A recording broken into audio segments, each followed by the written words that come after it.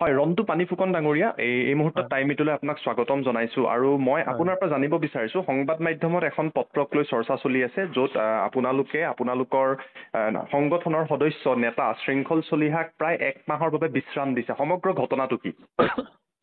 নহয়, আপোনালোকে দেখিছে যে দীঘলীয়া সময় বিৰামহীনভাৱে সাংগঠনিক কাম কাজবিলাক শৃংখল চলিয়াই চলাই লৈ গৈছে। হয় আৰু সেইকাৰণে কিছু ক্ষেত্ৰত বিৰামৰ প্ৰয়োজনীয়তা আছে। আমি আজিকালি কথা পাতি গম পাইছোঁ যে শাৰীৰিকভাৱে কোনোবাখিনিত অসুস্থ অনুভৱ কৰিছে। আৰু তাৰ সমান্তৰালভাৱে সামাজিক মাধ্যমতে হওক বা প্ৰচাৰ মাধ্যমৰ বিভিন্ন কোণত দেখিবলৈ পাব যে এচাম ন্যস্ত স্বাৰ্থজড়িত মহলে সস্তীয়া তৰল কথা বতৰাৰে শৃংখল চলিহাক সমালোচনাৰ কেন্দ্ৰ কৰি লৈছে। গতিকে এই সমস্যা যিধৰণে মানসিকভাৱে তেওঁক ভাৰাক্ৰান্ত কৰা হৈছে, মানসিকভাৱে যিধৰণে হাৰাশাস্তি কৰা হৈছে, গতিকে সেইকাৰণে অনুভৱ হৈছে তাৰ সমান্তৰালভাৱে বহুদিন তেওঁ পৰিয়ালৰ লগতো কথা হৈছে, তেওঁৰ পৰিবাৰৰ লগতো আমাৰ কথা হৈছে। গতিকে হয় কোনোবাখিনিত সাংগঠনিক কাম কাজৰ কাৰণে পৰিয়ালক যিধৰণে তেওঁ সময় দিব লাগে, পৰিয়ালৰ মানুহবিলাকো দেখিছে বিভিন্ন ক্ষেত্ৰত অযথা যেতিয়া সমালোচনা হৈ থাকে, হয় যেতিয়া জাতিৰ কাৰণে কাম কৰাৰ পিছত অযথা বদনামৰ পৰিভৰ ঘটে, তেতিয়া মানসিকভাৱে কোনোবাখিনিত আচলতে পৰিয়ালো হাৰাশাস্তিৰ সন্মুখীন হয়। গতিকে এই সময়ত সকলোৰে লগতে আলাপ আলোচনা কৰি শৃংখলৰ লগতো আমাৰ কেন্দ্ৰীয় কাৰ্যনিৰ্বাহকৰ আলোচনা হ'ল। আৰু সেইকাৰণে আমি ভাবোঁ যে কিছু সময় প্ৰয়োজনীয়তা আছে, পৰিয়ালটোকো যি সময় তেওঁ অতিবাহিত কৰিব লাগে পৰিয়ালৰ মাজত, যিটো সান্নিধ্য মাকেও বিচাৰে। গতিকে সেইকাৰণে শৃংখল চলিয়াক সাময়িকভাৱে এমাহৰ কাৰণে বিশ্ৰাম দিয়া হৈছে, পৰিয়ালৰ লগত কিছু সময় পাৰ কৰিবৰ কাৰণে। হয়, এই কথাখিনি আপোনালোকে শৃংখল চলিহাকো জনাই দিছে, মানে ফোন যোগে বা লগ কৰি? গোটেইখিনি হয় আলাপ আলোচনাৰ মাজতে কেন্দ্ৰীয় কাৰ্যনিৰ্বাহকৰ লগত শৃংখল চলি আজি আমি আলোচনা হৈছিল। আলোচনাৰ পিছত আমি আচলতে পৰামৰ্শ এইটো আগবঢ়োৱা হৈছে যে বিষয়টো অন্তত এই ধৰণে আগবাঢ়ক। হয়, আপোনালোকৰ পত্ৰখনত কেইবাটাও কথা উল্লেখ আছে যে সামাজিক হয় মাধ্যমৰ পৰা তেওঁ আঁতৰি থাকিব লাগিব, সংগঠনৰ কাম কাজৰ পৰা তেওঁ আঁতৰি থাকক, সংবাদ মাধ্যমৰ পৰা তেওঁ আঁতৰি থাকক। মোৰ প্ৰশ্নটো হৈছে, আজি দিনৰ ভাগতো দেখিবলৈ পোৱা গৈছিলে শৃংখল চলিহাৰ লগতে বীৰলাচি থানাৰ যথেষ্ট সংখ্যক সদস্য এখন নাগৰিক সভালৈ গৈছিলে, আৰু এই নাগৰিক সভাখনৰ বাহিৰত ওলাই আহি সংবাদ মাধ্যমৰ আগত কিন্তু শৃংখল চলিহাই কৈছিলে যে এখন নাগৰিক সভা হৈ থকা নাই, ৰাজনৈতিক দলৰ সভা হৈছে। কিন্তু এই ঘটনাবিলাকৰ প্ৰেক্ষাপট চলি থাকোঁতে হঠাৎ আপোনালোকে যিটো বিশ্ৰাম দিছে বা অব্যাহতি দিছে, এই বিষয়টোক লগত ক'ৰবাত এতিয়া মানুহৰ মাজত প্ৰশ্ন উত্থাপিত হ'ব, হঠাৎ এই সিদ্ধান্তটো কিয়নো আজি কিছু ঘণ্টাৰ আগলৈকে কিন্তু তেওঁক আমি শিৱসাগৰৰ নাগৰিক সভাৰ বাহিৰতো দেখিছোঁ বা যথেষ্ট এক্টিভ হৈ থকা দেখিছিলোঁ। নাই, এইটো অব্যাহতি নহয়। বীৰলাচি থানা অসমক যিহেতু আমি এটা পৰিয়াল বুলি কওঁ, হয় পৰিয়ালটোৰ সুখ দুখৰ লগত আমি সকলোৱে অংগাংগিকভাৱে আমি জড়িত হৈ থাকোঁ। আৰু পৰিয়ালৰ প্ৰত্যেকটো সমস্যা দেখিব আমি খুব সংঘবদ্ধৰূপে বীৰলাচি থানাৰ সাংগঠনিক কাম কাজবিলাক আমি আগবঢ়াই লৈ যাওঁ। ইয়াৰ ওপৰৰ পৰা তললৈকে তৃণমূল পৰ্যায়লৈকে কৰ্মীসকলে নিৰবিচ্ছিন্ন ৰূপত এই কাম কাজবিলাক আগবঢ়াই লৈ গৈ থাকে। হয় এতিয়া আপোনাক মই কৈছোঁ, আপুনি যদি কেইদিনমানৰ পৰা সামাজিক মাধ্যমটো চায়, সামাজিক মাধ্যমৰ পৰা এইকাৰণেই আঁতৰত থাকিব কৈছোঁ, যিহেতু মোবাইলটো খোলাৰ লগে লগেই বিভিন্ন কথা বতৰাবিলাক আহে, যিটোৱে তেওঁক ভাৰাক্ৰান্ত কৰি তোলে। শৃংখল চলিহাৰ লগত আজি মোৰ 1 ঘণ্টামানৰ আমাৰ কথা বতৰা হৈছে, বাৰ্তালাপো হৈছে।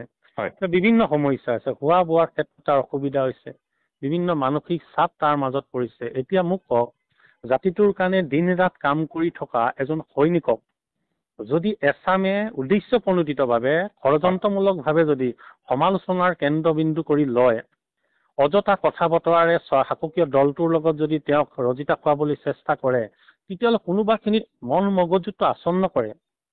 আৰু মই ভাবোঁ যে ভৱিষ্যতলৈকে শৃংখল চলিহাক অসমৰ সমাজ জীৱনৰ কাৰণে, জাতীয় জীৱনৰ কাৰণে এটা সম্পদ হিচাপে থোৱাৰ প্ৰয়োজনীয়তা আছে। শৃংখল চলিহা হিচাপে থোৱাৰ নৈতিক দায়িত্ব যিটো আছে, দায়িত্বৰ দায়বদ্ধটো আমাৰ সকলোৰে আছে। মই সেইকাৰণে বিচাৰোঁ চলিহা কিছু এমত বিশ্ৰামৰ প্ৰয়োজনীয়তা আছে, আৰু বাকী যিসকলে আগ্ৰাসী শক্তিৰে বা বিভিন্ন ষড়যন্ত্ৰমূলকভাৱে সস্তীয়া তৰল কথা বতৰে বীৰলাচি থানা শৃংখল চলিহাৰ লগতে বীৰলাচি থানাৰ সত্তাটোক সমালোচনা কৰিবলৈ অগ্ৰসৰ হৈছে, এতিয়াৰ পৰা বীৰলাচি থানাৰ তলৰ পৰা ওপৰ পৰ্যায়লৈকে সকলো সৈনিকে ইয়াৰ মোকাবিলা কৰিব, আৰু সাংগঠনিক কাৰ্যবিলাক পূৰ্ব নিৰ্ধাৰিত কাৰ্যসূচী মতে চলি যাব। মাত্ৰ আমাৰ গোটেই পৰিয়ালটোৰ কথা এটাই যে এই সময়ত শৃংখল চলিহাক সাময়িকভাৱে আমাৰ সকলোৰে সহযোগিতাৰ প্ৰয়োজনীয়তা হৈছে, তেওঁ কিছু বিশ্ৰামৰ প্ৰয়োজনীয়তা আছে, আৰু বিশ্ৰাম কৰাৰ পিছত এমাহৰ পিছত দেখিব পুনৰ সেই পূৰ্বৰ জাগ্ৰত সেই সৈনিকজন হিচাপে পুনৰ আত্মপ্ৰকাশ ঘটাব। হয়, মোৰ এটা প্ৰশ্ন আছে। প্ৰশ্নটো হৈছে, আজি কিছুদিন আগতে ৰাইজৰ দলৰ সভাপতি তথা শিৱসাগৰ সমষ্টিৰ বিধায়ক অখিল গগৈয়ে আপোনালৈ এখন পত্ৰ লিখিছিলে, আৰু হয় অখিল গগৈ ডাঙৰীয়াৰ সেই পত্ৰখনত তেওঁ আপোনাক সম্বোধন কৰি লিখা পত্ৰখনত পোনপটীয়া আৰু স্পষ্ট অভিযোগ উত্থাপন কৰিছিলে আপোনালোকৰ নেতা শৃংখল চলিহাৰ বিৰুদ্ধে যে শিৱসাগৰত তেওঁ উচতনিমূলক মন্তব্য কৰিছে, শিৱসাগৰত তেওঁৰ সম্প্ৰীতি বিনষ্ট কৰিব বিচাৰিছে, সংঘাত সৃষ্টি কৰিব বিচাৰিছে। এই পত্ৰখনৰ প্ৰভাৱত বা এই পত্ৰখনৰ হেঁচাত বা অখিল গগৈৰ এই পত্ৰখনৰ বাবেও আপুনি বা আপোনালোকৰ সংগঠনে শৃংখল চলিহাক বিশ্ৰাম দিবলৈ বাধ্য হৈছে নেকি? এই প্ৰশ্নটো ৰাইজৰ থাকিব। বীৰ লাচিত সেনা অসমীয়া সদায় বীৰ লাচিত সেনাৰ নীতি আদৰ্শ লক্ষ্য উদ্দেশ্য মতে দাবিত হ'ব। বীৰ লাচিত সেনাৰ অভিভাৱক জনসাধাৰণ।